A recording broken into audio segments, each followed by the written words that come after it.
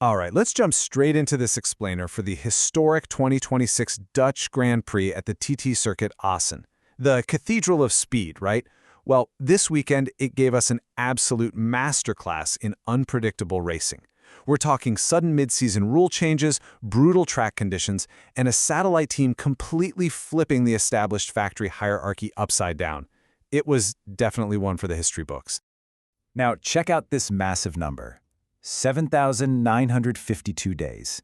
I mean, to really put that into perspective, that's exactly how long it's been since Makoto Tamada's Premier Class win way back in 2004. So for over 2 decades, Japanese fans have just been waiting for one of their own to take the top step again. That number right there, it perfectly captures the sheer magnitude of Ai Ogura's win this weekend. He literally shattered a ceiling that's been hanging over the sport for an entire generation. So, here's our game plan today. We'll start off with that historic feat, then look at the sprint and the new safety rules, dive into the feature race development, unpack some serious penalty drama, and wrap it all up with the latest point standings. Okay, Section 1, a historic feat. The thing you really need to take away from this is just how many records Ogura broke in one single afternoon. He didn't just win, he completely dominated on a European machine, the Aprilia RS GP26.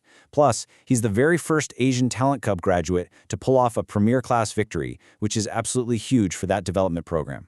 Oh, and to top it all off, Trackhouse Racing snagged a historic 1-2 finish. They basically proved that a dialed-in satellite team can run circles around the factory giants. And you can see the deep respect he's getting in the paddock.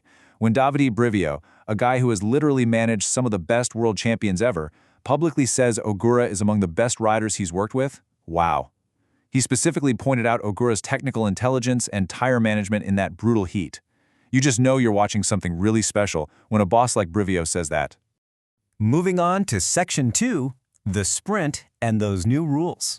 So going into the weekend, the grid was dealing with this sudden mid-season rule change. Following those scary multi-bike crashes in Catalunya, the series immediately banned the front holeshot device for safety reasons.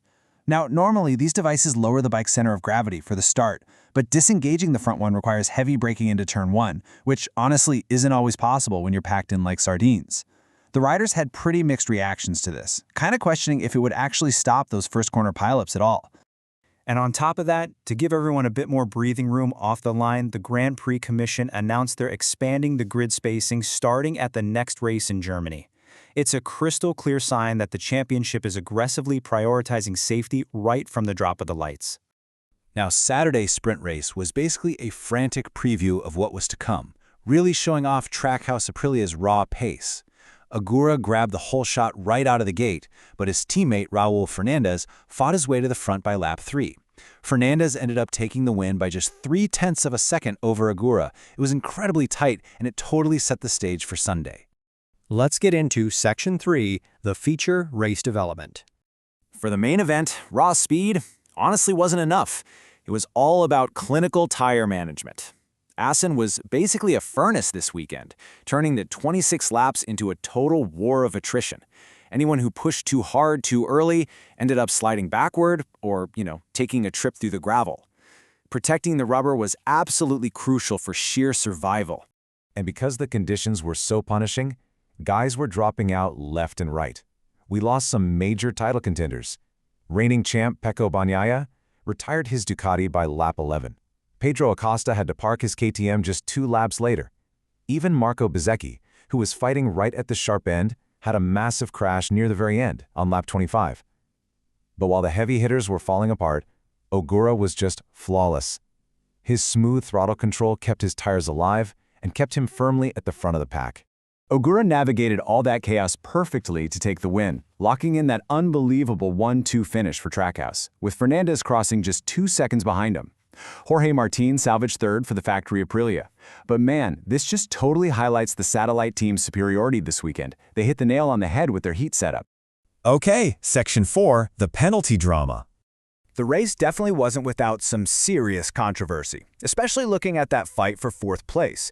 Deep into lap 20, VR46 rider Fabio Di Giannantonio was absolutely desperate to get past Marc Marquez. He went for this massive, late lunge on the inside at the final chicane, forced Marquez wide into the gravel, and actually cut the chicane himself to make the pass stick. Obviously, race direction saw that instantly, resulting in a post-race penalty for Di Gia. But honestly, his reaction was pretty refreshing. Di Giannantonio just completely owned it. He basically told the press, "I forgot the rules." He admitted that with the red mist descending in the heat of battle, the track limits just totally slipped his mind. No excuses. And Marquez? He showed total veteran composure. He just accepted it as a racing reality, kind of brushing it off as classic hard racing. So Di Gia had to settle for a penalized 4th place, and Marquez officially bumped up to 5th, banking some very solid points for his campaign. Finally, Section 5, the latest point standings. So, what does this all mean for the championship? Well, it violently shook things up. Jorge Martin used his consistency and that 3rd-place finish to snatch back the #1 spot at 193 points. He totally capitalized on Bezecchi's disastrous late crash, which dropped Bez to 2nd with 186. Di Giannantonio is holding steady in 3rd at 177. But you really got to look at Aogura's massive climb here. That historic maximum points haul bumped him all the way up to 168 points. He's firmly in the championship conversation now, literally just 1 race win away from the top spot. The gap between the top 4 riders is insanely tight.